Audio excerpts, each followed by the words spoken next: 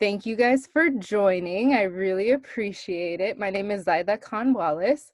I'm a COTA, and you're probably wondering, like, okay, you're in occupational therapy. What do you know about environmental racism? Well, I worked at the Environmental Health and Safety Office at the University of California, Irvine, where I earned my undergraduate degree in public health policy. So I have a bachelor's in public health policy. I learned a lot about the environmental health and safety at the EH&S office. I worked there for about 3 years, I think. Learned about fire safety, hazmat, haz waste, ergonomics, all kinds of stuff. And that job helped me to get into environmental consulting, where I worked in telecommunications, and hazardous materials and hazardous waste for big box stores that you all know and you shop at, drugstores that you all know and shop at. And you're probably thinking, like, what kind of hazardous waste do they have at these stores? And the truth is, Tide, when it falls on the ground and spills everywhere, is now considered waste. And it's not just waste that you can throw in the trash, it becomes hazardous waste because of the chemicals that are in it. And a lot of cosmetics, a lot of other household items, especially household cleaners, fragrance, anything with a fragrance in it is going to end up being hazardous waste. Excuse me. All those types of items become hazardous waste. So I learned a lot about the environment in that capacity. And I'm going to refer to my notes a little bit because I don't want to miss anything. So I have 5 years of experience in hazmat compliance.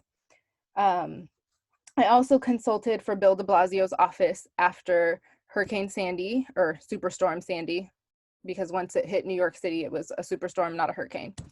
And I learned a lot about public policy in that capacity. It was a really great experience to live in New York City and work for the mayor, essentially. And as a COTA, I have worked in school-based OT in underserved communities, like basically Los Angeles. I've worked in some of the affluent parts of Los Angeles. I've also worked in some of the not so affluent parts of Los Angeles. And LAUSD, if you don't know, is about 70% Latino or Latinx. So it's a very large population of Black and brown kids. So these are all of my experiences that help to create me, and have created my experience that I will be sharing with you tonight. So at present, I am looking for another OT job. I was previously working in skilled nursing, but due to COVID, they don't really need PRN on-call therapists like myself. So I'm trying to get back into school-based or teletherapy. So hopefully something will pan out in that realm. I'm also, what else was I gonna say? Oh, at present I'm focused on Beautycounter because it's something I can do from home. And in California, we're kind of in a regression period, I guess. We were opening, but now we're closing back up. So it's nice to be able to work from home. And all right, so I am going to show you guys a quick YouTube video. It's about 1.5 minutes, and it talks about environmental racism. So it'll be where we start our conversation. And let me share my screen. Sometimes I forget. All right, share screen.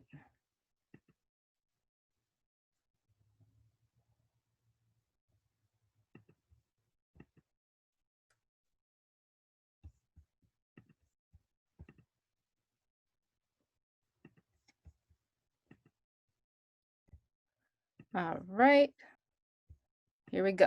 In America, Air and water are separate but unequal. Environmental racism is the new Jim Crow. Yeah, I get it. The environment isn't a person. How can it be racist? But the most basic pieces of the environment, the air we breathe and the water we drink, are controlled and designed by people. And people can be racist. More than half of all people who live close to hazardous waste are people of color.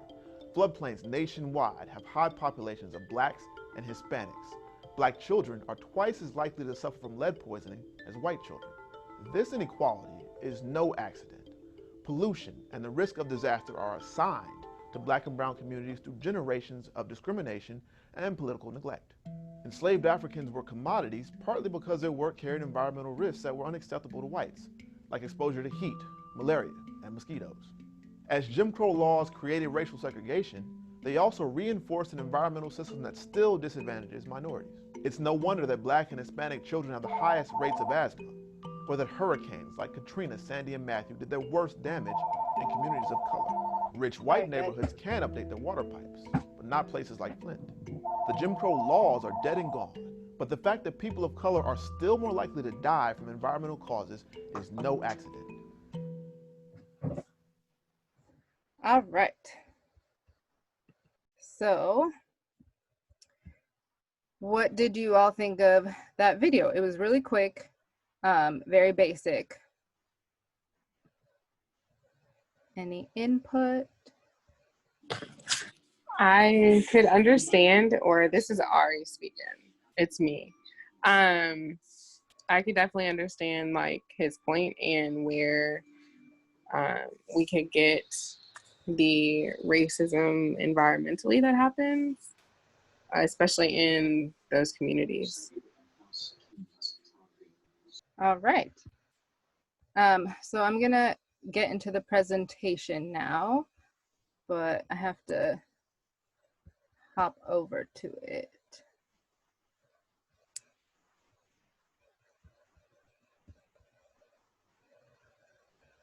Sorry guys, I'm not like the fastest with Zoom. There we go.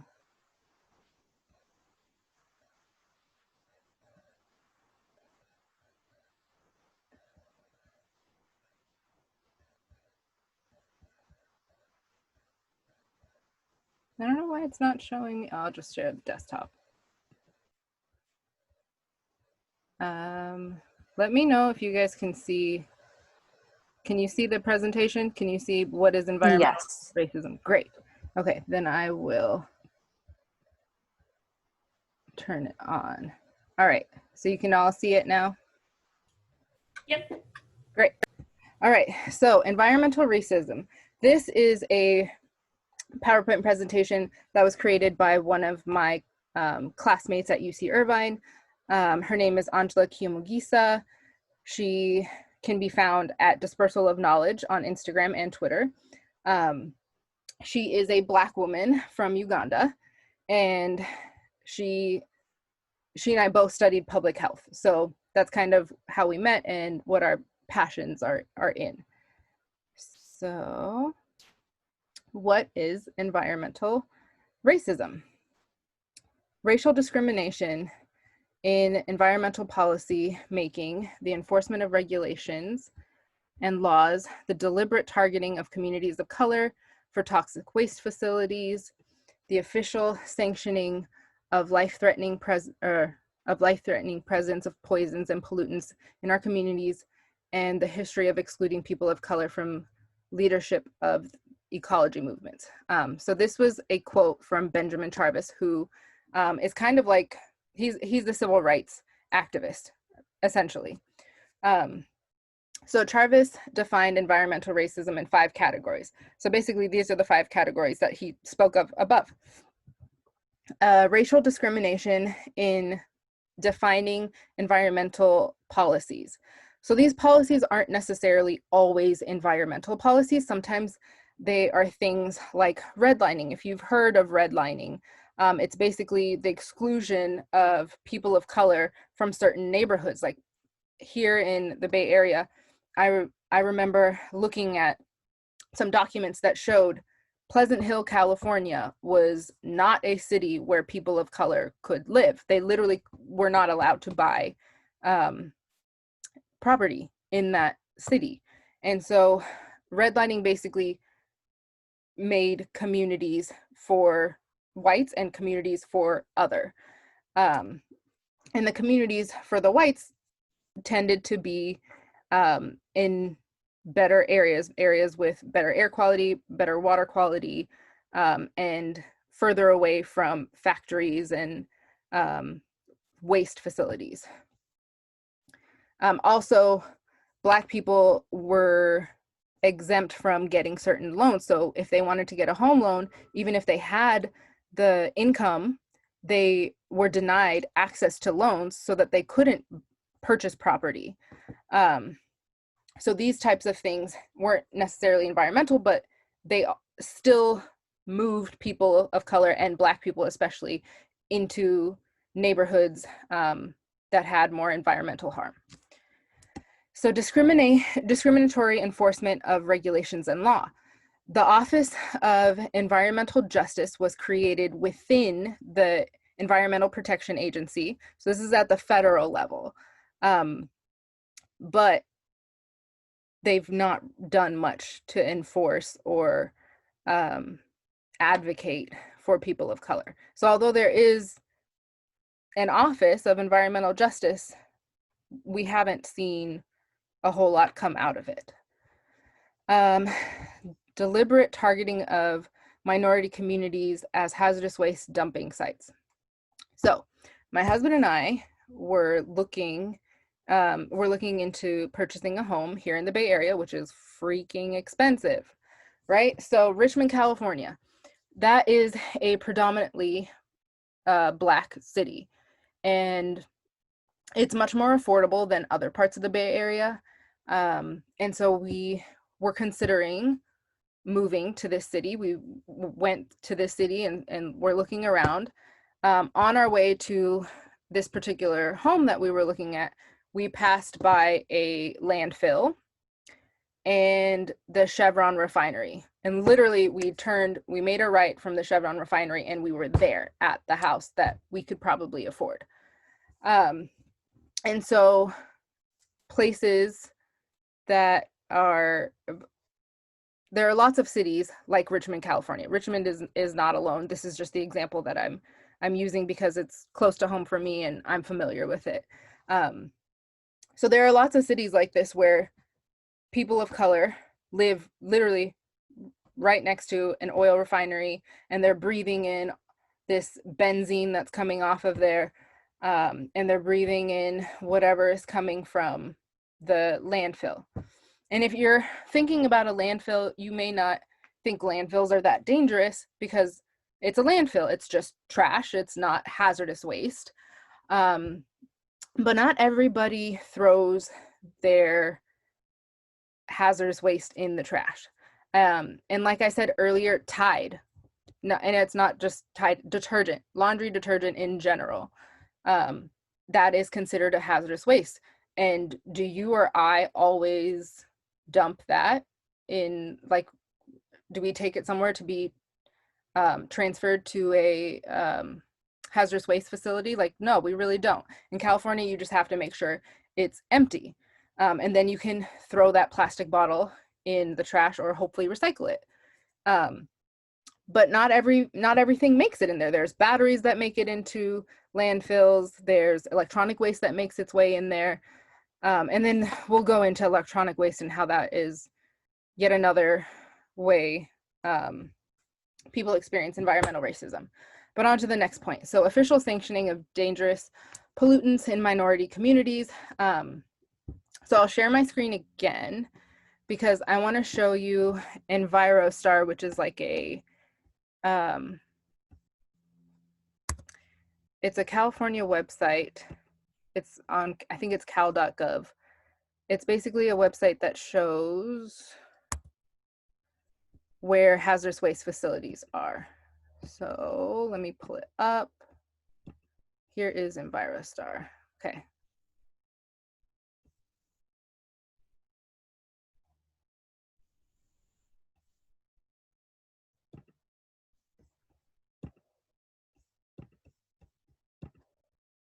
All right, here we go.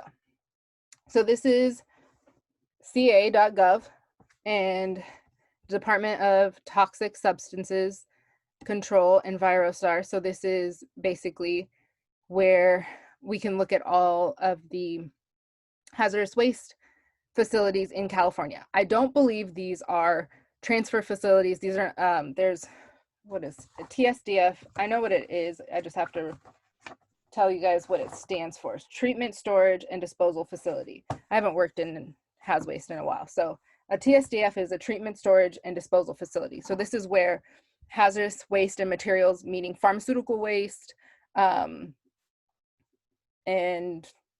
anything else that can't go in a landfill gets incinerated, essentially, which is kind of crazy because that means hazardous waste is being burned and then it goes up into the air, which I don't even understand.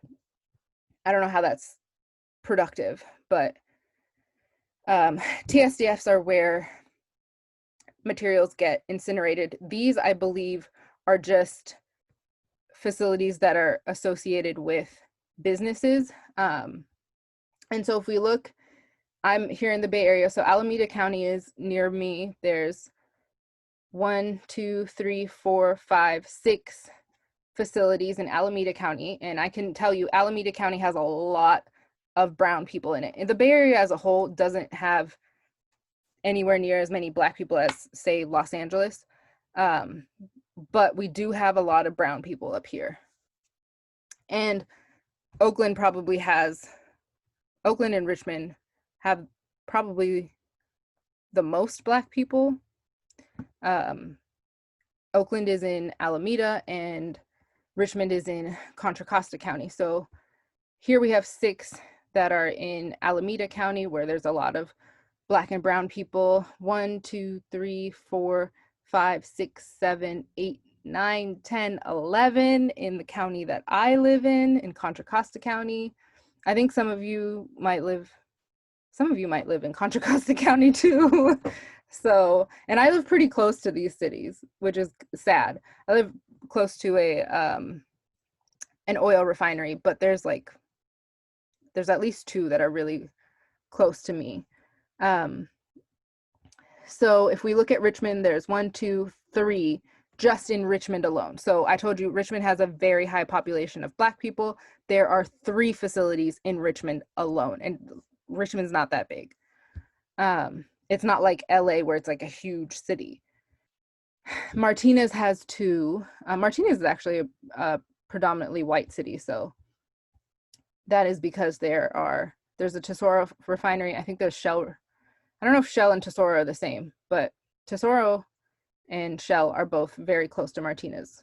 Shell is in Martinez. And then here's another one in Richmond. Maybe there's 4. Did I miss that? Oh, 4 in Richmond. I'm sorry, not 3. I stand corrected. So as you can see, Contra Costa County, which has a lot of Black and brown people, has a lot of hazardous waste facilities.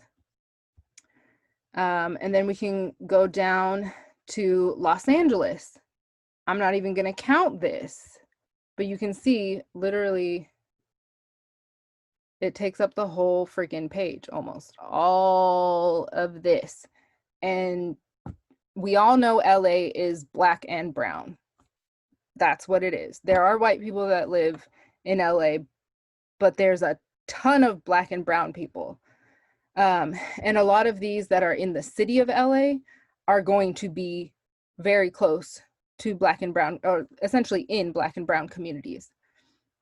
So I just wanted to show you guys this webpage because I wanted to bring you something that was objective. And so you can see this is not somebody else's opinion. This is a government website. I'm so sorry, my phone keeps going off. So this is, in my opinion, very objective information that shows you where these hazardous waste facilities are in California. I wish I could show you them on a map, but I couldn't find a map. So I will go back to the presentation.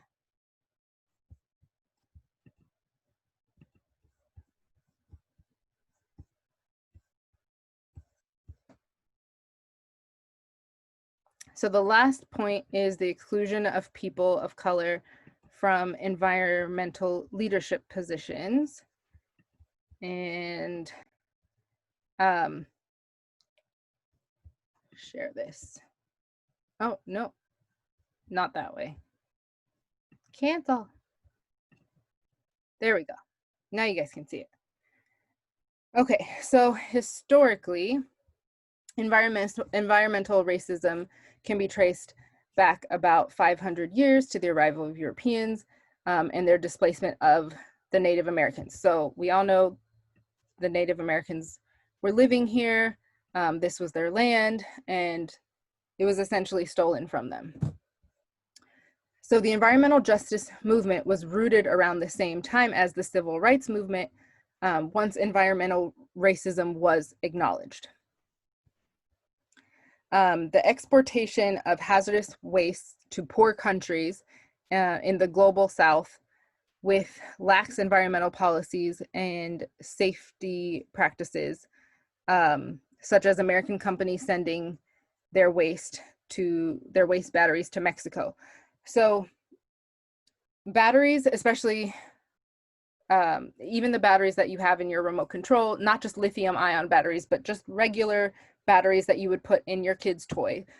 These contain battery acid, and they are not to be disposed of in regular trash receptacles.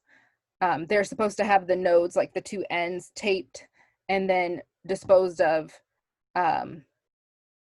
at a proper facility, which would, I know some people dump their batteries at Target. You can dump lithium ion batteries at Target, or your like cell phones, stuff like that. But regular batteries, I honestly don't even know where you're supposed to take them. I know that there's like a household hazardous waste place that can take them, but I'll have to find that information for you guys.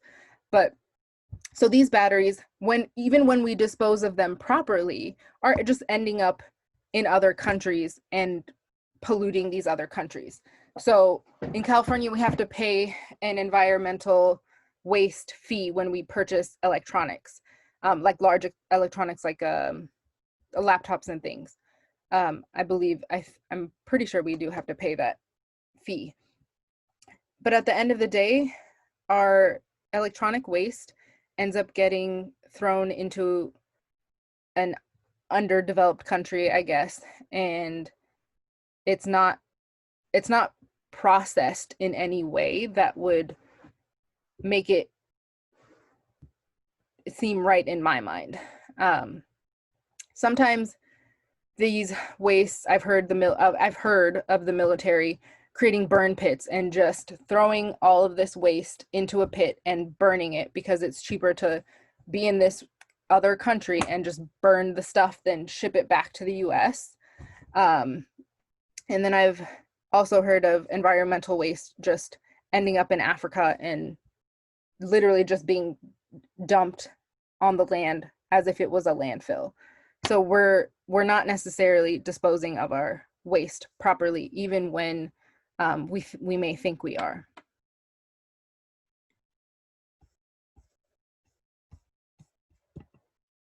No, I did not want to go there. Sorry, guys.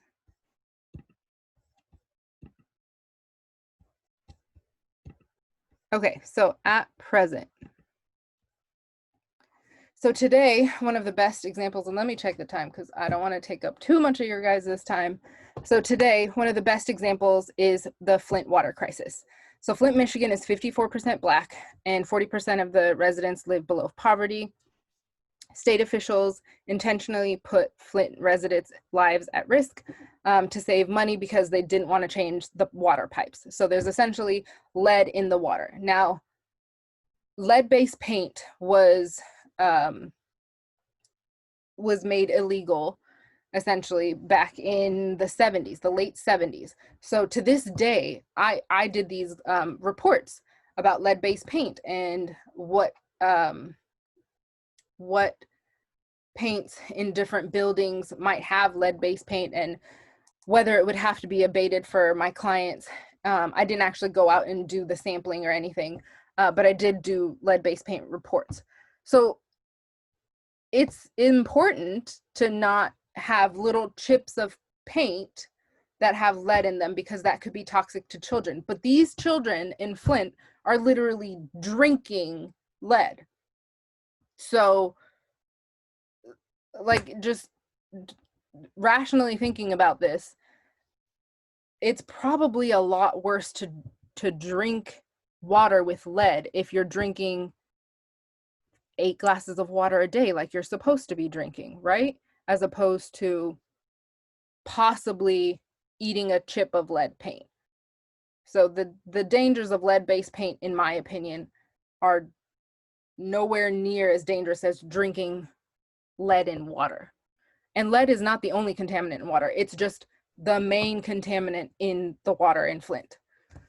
And I'm sorry if I get like really passionate about this stuff, but I'm trying to stay as like even keeled as possible. But some of this is just infuriating. So there are so many Flints around the country, and institutions like the EPA are tasked to protect the environment and the population, but they fail to address these concerns. So to this day, I don't believe the pipes in Flint have been replaced. Even though there's been all this outcry, not a whole lot has been done.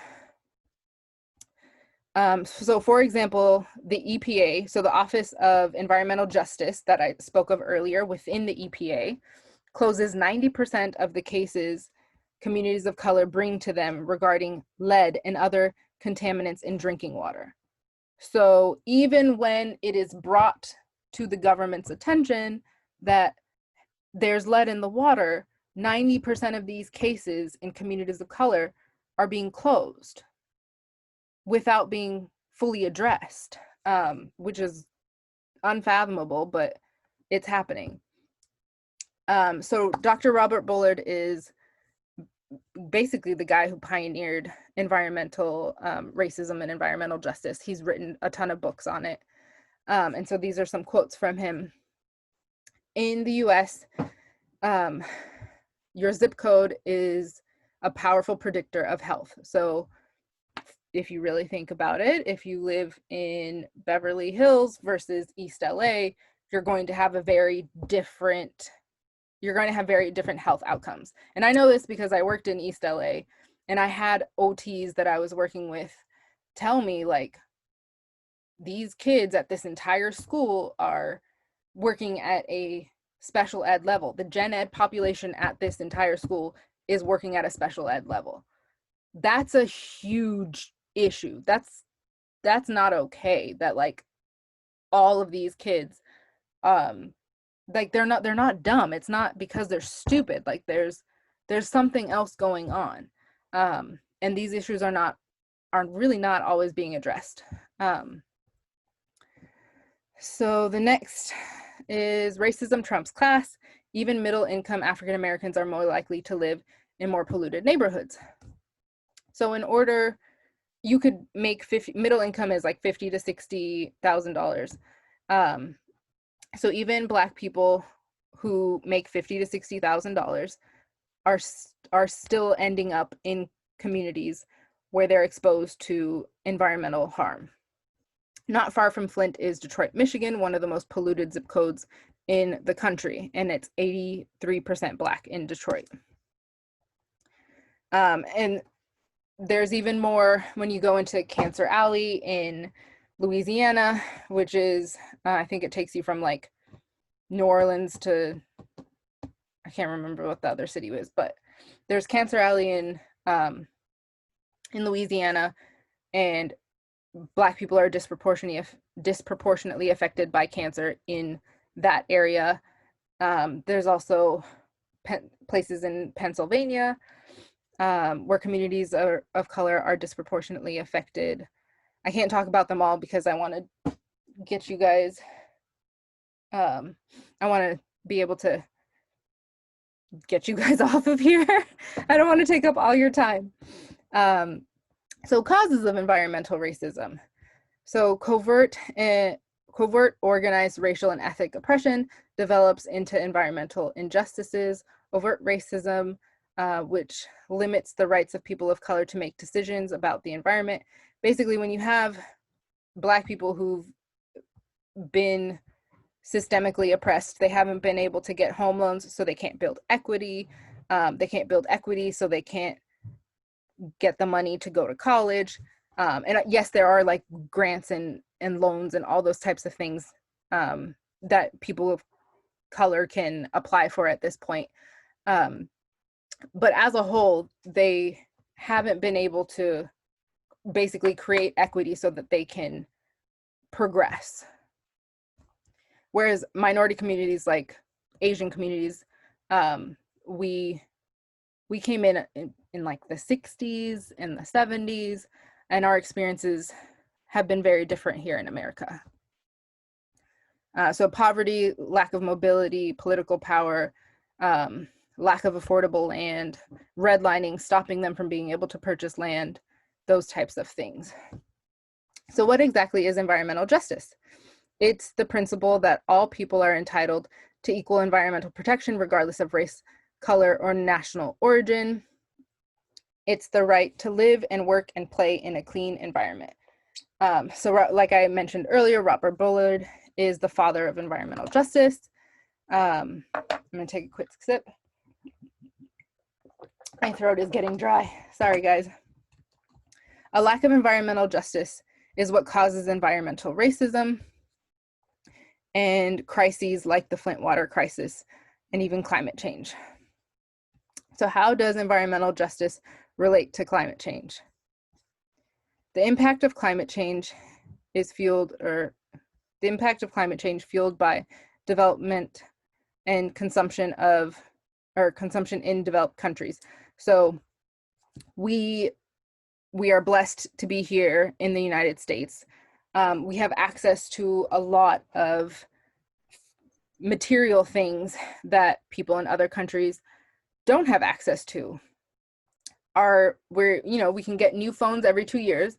Some of that I think is a setup, because I feel like phones are set up to fail after 2 years. They make them so that they slow down and you can't really download the new OS or whatever. Like, some people would like to keep their phones for a long time, but they end up having to get rid of their phone after 2 years and get a new one. So it's just this constant cycle of consumption, whether it's clothing, electronics, or basically any other goods. We're consuming a lot, and a lot of that comes in packages that are wrapped in plastic. We know plastic isn't biodegradable, so then you have a lot of waste that's created. And where does it go? It doesn't disintegrate. It doesn't disappear. It ends up in a big plastic island in the middle of the ocean or in another country. Or it washes up on the shores in Fiji or in American Samoa. So basically our crap doesn't disappear. We throw it in the trash and we think it does, but it doesn't. It just resurfaces in someone else's backyard, and it tends to be in poorer countries. All right, so poor communities are more likely to live in floodplains. New Orleans is the case. In New Orleans, this was the case. New Orleans, I think, is like 6 feet below sea level, so it flooded during Hurricane Katrina. And they're more vulnerable to sea level rise or near fossil fuel burning power plants, or oil refineries like the community I live in. And they have less reliable water supplies. So these are some organizations that Angela put up here for you all to check out and see if you wanted to support. And if you guys want this information, I can always ask her if I can send it to you. So let me know in the chat if you want to send that, or if you want me to send that. And next, I wanted to go over this blog post. So there's a blog post that Beautycounter recently put up. They put it up last month. And, oh, sorry, I didn't check the chat.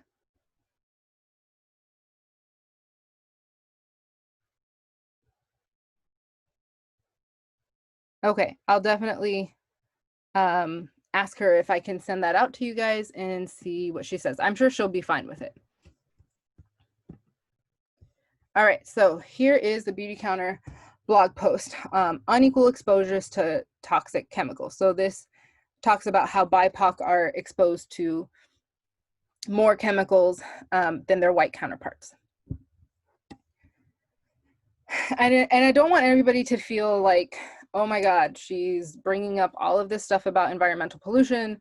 I don't know what we can do. Like, you can't just move all these communities of color out of these shitty neighborhoods. Sorry, excuse me, I swear. And even for myself, like I said, I live very close to some oil refineries. I don't have the ability to just get up and move right now. But what I do have control over is what I use on my body. I can make smarter choices about the laundry detergent I use, the soap I use on my body, my shampoo, my makeup, my skincare, the food that I eat, the water that I drink. I can get a filter. Obviously, the filter isn't going to be as good as, say, like a full house water filtration system, but a pitcher is better than nothing. And if you guys want to talk about these other topics at another time, let me know if you have interest in any of these things, like air pollution, water pollution. I can go more in depth into these things as well. Next week, I'll be talking about sunscreen, but I can definitely address other topics in the coming weeks. So back to the blog post. Sorry, I digress. So BIPOC face higher incidence of disease linked to chemical exposure. Research tells us an upsetting story. BIPOC suffer from a higher incidence of chronic disease linked to toxic chemical exposure. While various factors contribute to this statistic, and a lot of what we spoke of earlier contributes to this, personal care products play a role. Importantly, create an opportunity for prevention, like I was saying. So one reason for this risk is that hair products, skin liners, and nail polishes marketed to this population contain ingredients that are known carcinogens and hormone disruptors. And if you guys want me to talk about I think it's called atrazine. It's this, it is a pesticide that is found in the water here in the Bay Area that turns male frogs into female frogs. It's wild. If you guys are interested in hearing about that, I would love to do another one of these about that. But that is an endocrine disruptor because it changes the testosterone hormone into estrogen. So that's what a hormone disruptor does. And it doesn't do that in every case or for every person, but it definitely disrupts the cycle. So in December 2019, a study was published in the International Journal of Cancer, found that women who used hair dye or chemical straighteners were at a higher risk of developing breast cancer. This link was notably higher among Black women who regularly use products such as relaxers that contain formaldehyde, a preservative that is linked to certain cancers, and feminine hygiene products, which often contain phthalates, a known hormone disruptor. So another study out of the University of California, Berkeley, found that when Latinx teenagers switched to clean beauty products, their levels of parabens and phthalates in their bodies dropped significantly within 3 days. So it makes a difference. Like, yes, the environment that you live in is for sure going to affect your body. It's going to affect your lungs because you're breathing in this air. It's going to affect your internal organs because you're drinking this water. The soil could be contaminated. There's a lot that goes into that. But this study from UC Berkeley shows us that the stuff we put on our skin also matters. So we can definitely make an impact by making smarter choices. And all of this behind me is Beautycounter. I don't like my background, so I put the Beautycounter background up because you don't need to see all the clutter behind me. But that's why I joined Beautycounter, because I wanted to be able to shop in one place and know that I was not only supporting a company that advocates for legislation, so wants to get laws on the books that protect all of us, but also gave me the solution and it was high performing. Because I don't want to use products that like don't work. Like I've used lots of natural beauty products that just aren't as effective as what I was used to in toxic beauty. So let me do a time check. Okay. So we have like 12 more minutes. I don't think I'm going to take up the whole 12 minutes. I wanted to show you guys that. Let me see if there was anything else that I forgot. I showed you the Beautycounter blog. Okay, I think I can open it up for questions now. I'm going to stop the share, see if you guys have any questions. Yes, Leah, I really like the face sunscreen too. Oh, you're waiting to try the face sunscreen. Face sunscreen is great. So does anybody have questions for me? I don't want to unmute you just in case you don't want to be unmuted, but if anybody has any questions, I'm available. Otherwise, I'll tell you guys about Beautycounter, I guess. All right, so I'll go into Beautycounter for a few minutes. Let me pull up the website real quick.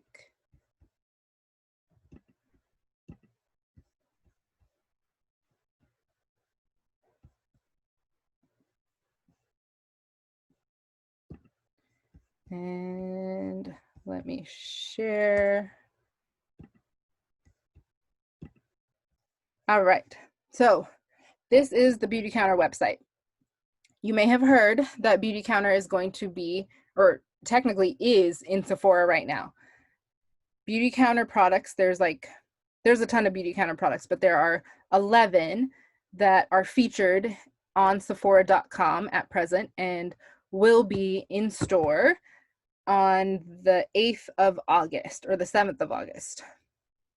So it's an exciting time to be with Beautycounter because we're considered clean by Sephora. So we're in the clean section with companies like Kosas, Josie Maran, who else is in there? Pharmacy, I think. There's quite a few, Drunk Elephant. There's a lot of fun companies that are considered clean by Sephora, and Beautycounter is one of them. So let's go into what makes Beautycounter clean. Blueprint for clean. This is where I like to start. So the blueprint for clean is pretty extensive. So sustainable packaging. This is going to be very important when we're talking about landfills and hazardous waste. So Beautycounter doesn't use ingredients that are harmful to human health. The majority of the ingredients are considered safe across the board. There are some like phenoxyethanol, which is a preservative that some in the green beauty community say are not safe, but Beautycounter has done research and uses research that has been done by others in the industry to make informed decisions about the levels of phenoxyethanol that they're using. So they're using a level that is low enough that it preserves the product, but it doesn't harm human health, per the research that is out there at present. Sustainable packaging, like I said, is really important because we want to be able to recycle the glass. And Countertime collection, which recently came out, it came out about, I think, last year. It diverted, I want to say 250,000 plastic bottles from landfills. And the glass is manufactured in Mexico, so it's manufactured here in North America, and it doesn't have to get on a container from China to get here across the entire Pacific Ocean. So Beautycounter uses a lot of they put a lot of thought into their packaging. We also have refillable products coming out soon, which I'm really excited about.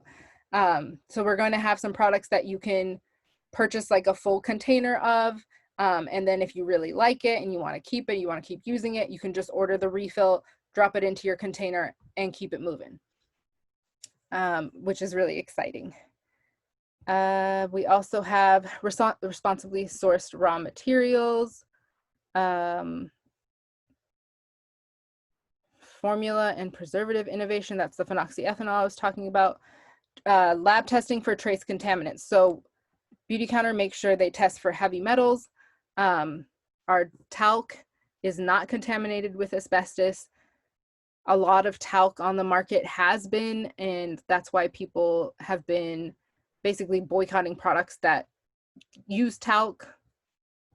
There's we go beyond regulatory standards. So the standards in the US are really lax. There's not a lot of regulation there. So it's not hard to go well beyond, but we have the Never list that allows us to remove 1,800 ingredients from our formulation. So those are 1,800 ingredients that we will never formulate with. We're Leaping Bunny certified. So here's a little bit about our safety screening and the Never list. All of this is on the website, so you can check it out for yourselves. I'll click on the Never list real quick. This is by no means, this is not the entire Never list. This is just some of the stuff that we've been talking about. So formaldehyde, we were talking about earlier. Oxybenzone is in sunscreen. It's a chemical sunscreen that we do not formulate with. Phthalates are endocrine disruptors. We do not formulate with those. Toluene, synthetic fragrance. Fragrance is the hardest one because it's a loophole. You can pretty much throw anything in there. Hydroquinone is a skin lightening chemical that I had no idea affected the liver. But when I was at Sephora, I was talking to one of the beauty advisors about a skin brightening serum.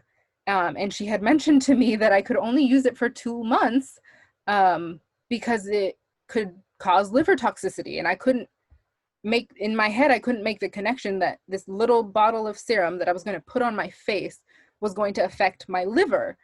But it does. Even something that's as small as a little serum, putting that on your face on a regular basis for 2 months could cause liver toxicity. So things like this are important to think about. I think I'm gonna end here. It's 5:55 alignment, guys. We'll stop here. And if you guys don't have any questions, then I will close this out and send the recording to those who didn't get a chance to see it. Let me check the chat before I do. So I don't have any questions, but I just want to say thank you so much for all of this information. I'm just amazed at how many disgusting things can be put in our body, and about the actual environment and where people are living. The entire, everything you shared was just so valuable. So thank you so much for it all. You did amazing. Thank you. I get so nervous. Oh my God. No, you did great. I was just in my head, I wanted to interrupt. I wanted to be like, just breathe. You're doing great. It's really hot under this freaking light. I have to turn it off. Oh my God. I leave it on because I'm brown and I need light so you can see me, but it is hot. I need to get a different light. My son was like messing with my ring light today and it died. So I ended up with this heat lamp. Oh man, no. Not fun. But I hope Mila's sleeping. I hope she's well. Thank you so much for hopping on, even though it was bedtime. I appreciate it. Thank you. And I'd like some stuff from Beautycounter. I want to talk to you. I love clean products. I buy all natural products already. but I haven't stepped into like the Beautycounter, but I still love like your face cream that I have, and like it's great stuff. So I look forward to it. Great. And if you guys don't know, Kristen makes jewelry. So if you're trying to get jewelry, she makes it. Thank you. I was looking at your necklace. It looks really cute. So I thought thank I'd you. throw that out there. Okay, so Shar wants me to highlight the face sunscreen.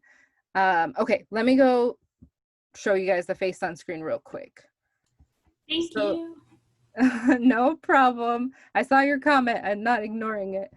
I just wasn't looking at it the whole time. So I'm gonna go into sun.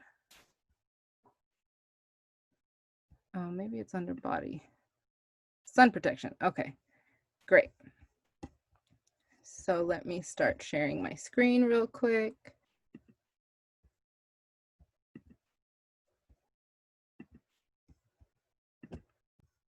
And honestly, this is like more fun than me just talking about Beautycounter the whole time.